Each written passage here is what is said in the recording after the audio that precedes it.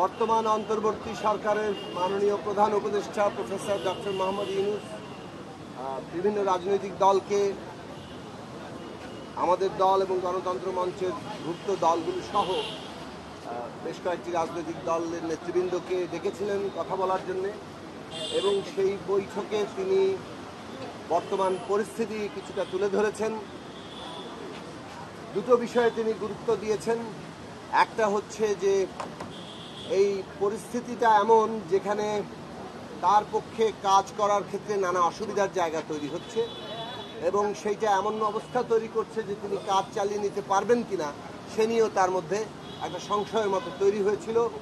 তিনি ভেবেছিলেন যে কাজ যদি ভালো মতো চালিয়ে যেতে না পারা যায় তাহলে তো দায়িত্বে থাকার কোনো প্রয়োজন নেই, কিন্তু আবার যে দায়িত্বের জায়গা তিনি নিয়েছেন, সারা দেশবাসীর প্রত্যাশা, রাজনৈতিক দলগুলো সহ দেশের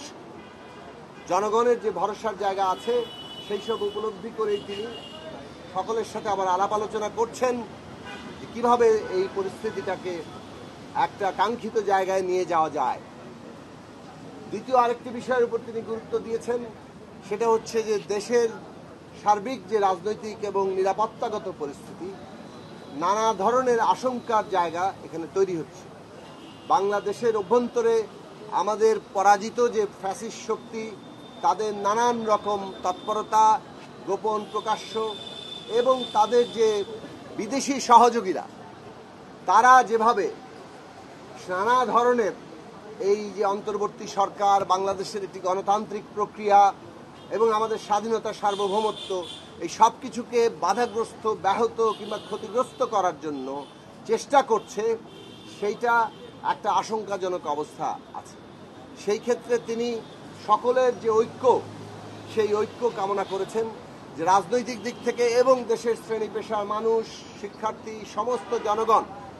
এবং বিশেষভাবে রাষ্ট্রীয় প্রতিষ্ঠানগুলো সকলে মিলে আমরা যদি একটা ঐক্যবদ্ধ জায়গায় থাকি, তাহলে এই যে অভ্যুত্থানের অর্জন, গণতান্ত্রিক যে আমরা প্রক্রিয়ায় আছি, একটা উত্তরণের জায়গায় আমরা যাচ্ছি, এবং সর্বোপরি আমাদের স্বাধীনতা, সার্বভৌমত্ব কোনোটাই বাধাগ্রস্ত কিংবা ক্ষতিগ্রস্ত করার শক্তি কেউ পাবে না। তো সেই জায়গা থেকেই তিনি বৈঠক আহ্বান করেছেন, বিভিন্ন রাজনৈতিক দলের সাথে তিনি কথা বলছেন। আমরা আমাদের দিক থেকে বলেছি যে বর্তমান অন্তর্বর্তী সরকার যাতে এই যে ফ্যাসিস্ট সরকারের পতনের পরে যে ঐতিহাসিক দায়িত্ব গ্রহণ করেছেন, একদিকে হত্যাকারীদের বিচার, অন্যদিকে জনগণের যে প্রত্যাশা, দেশে একটা নতুন রাজনৈতিক বন্দোবস্তের জন্য একটা আমূল সংস্কারের জায়গায় যাওয়া, গণতান্ত্রিক সংস্কারের জায়গায় যাওয়া, এবং বাংলাদেশের মানুষের দীর্ঘদিনের যে আকাঙ্ক্ষা,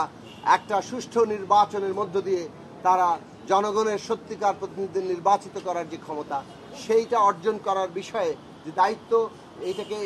বাস্তবায়ন করার যে দায়িত্ব এই সরকার নিয়েছে, আমরা পরিষ্কারভাবে বলেছি এটা সম্পন্ন করেই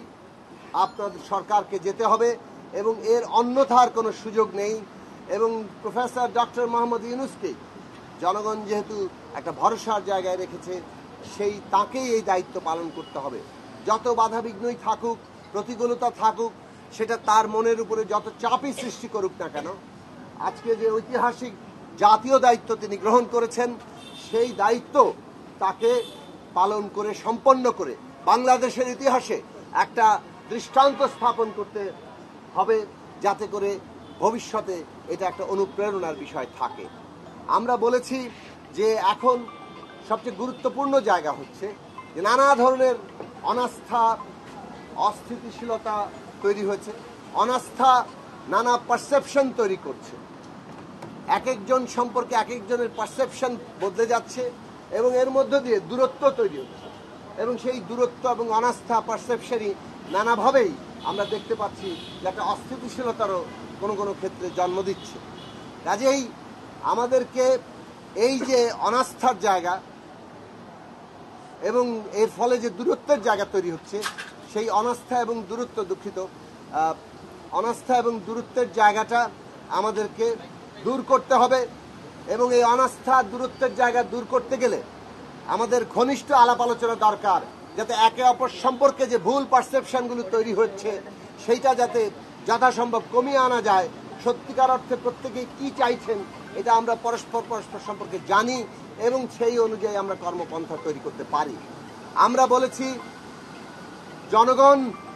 একটা দৃশ্যমান বিচার দেখতে চায়, অর্থাৎ বিচারের যে প্রক্রিয়াটি সেটি দৃশ্যমান দেখতে চায়। এ বিষয়ে মাননীয় প্রধান উপদেষ্টা বলেছেন যে তার সরকারের পক্ষ থেকে বিচার বিভাগকে এই বিচার প্রক্রিয়া এগিয়ে নিয়ে যাওয়ার জন্য সর্বোচ্চ সহযোগিতা করা হচ্ছে এবং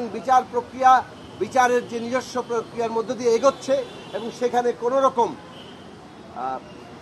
দীর্ঘসূত্রিতা যাতে না হয় এবং একই সাথে আন্তর্জাতিক মান যাতে বজায় থাকে সেটার ব্যাপারে সরকার সচেতন আছে, সরকার সেই বিষয়ে করছেন। ফলে দৃশ্যমান বিচার প্রক্রিয়াকে আরো অল্প সময়ের মধ্যেই দেখতে পাওয়ার আশা তিনি ব্যক্ত করেছেন এবং যেটা আমাদের সকলের জন্যই প্রয়োজনীয়।